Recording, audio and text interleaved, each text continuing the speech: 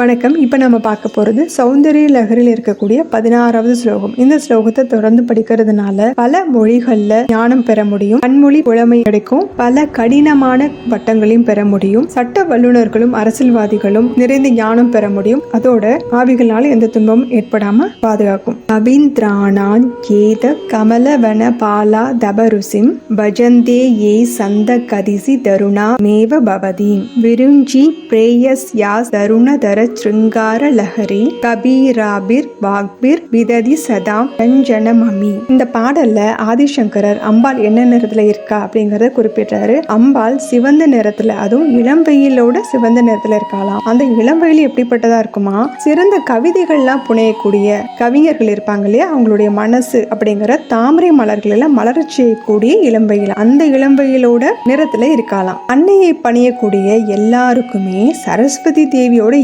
சிருங்கார ரசத்தோட பிரபாகம் போன்ற சொற்கள் கிடைக்குமா, அதாவது சரஸ்வதி தேவியோட பேரழகு போன்ற வார்த்தைகள் அவங்களுக்கு கிடைக்குமா. அத்தகைய சொற்கள் எல்லாம் அவங்களுக்கு ரொம்ப சுலபமா வருமா. அந்த சொற்கள் மூலமா தன்னை சுத்தி இருக்கவங்க எல்லாரையும் மகிழ்விப்பாங்களாம். வாங்க இப்ப இந்த ஸ்லோகத்துக்குரிய பொருளை விளக்கமா பார்க்கலாம். கவீந்திராணாம் அப்படின்னா சிறந்த கவிதைகளை இயற்றக்கூடிய கவிஞர்களின், சேத கமல வனபால ஆதப ருசிம் அப்படின்னா அந்த கவிஞர்களுடைய சித்த மனம் இருக்கு இல்லையா, தாமரை மலர்களை மலரச் செய்யக்கூடிய சூரியனுடைய நிறத்துல பிரகாசிக்கிறதுனால அருணாம் ஏவ அப்படின்னா அருணா அப்படிங்கிற பெயரும் அவளுக்கு இருக்கான். அபதீம் அப்படின்னா உன்னை, பஜந்தே பூஜித்து வணங்கக்கூடியவர்கள், விரிஞ்சி பிரேயஸ், விரிஞ்சி அப்படின்னா பிரம்மதேவரை குறிக்கிறது, பிரேயஸ்யா அப்படின்னா அவருடைய பத்னியாகிய சரஸ்வதி, தருணதர செழிப்பான, ஸ்ருங்கார லகரி அப்படின்னா அவளுடைய அழகின் பிரவாகம், கபீராபி அப்படின்னா கம்பீரமான வாக்பி வார்த்தைகள், ரஞ்சனம் அப்படின்னா மகிழ்ச்சி சந்தோஷம் மகிழ்விக்கக்கூடிய, விததி அப்படின்னா கொடுத்தல்.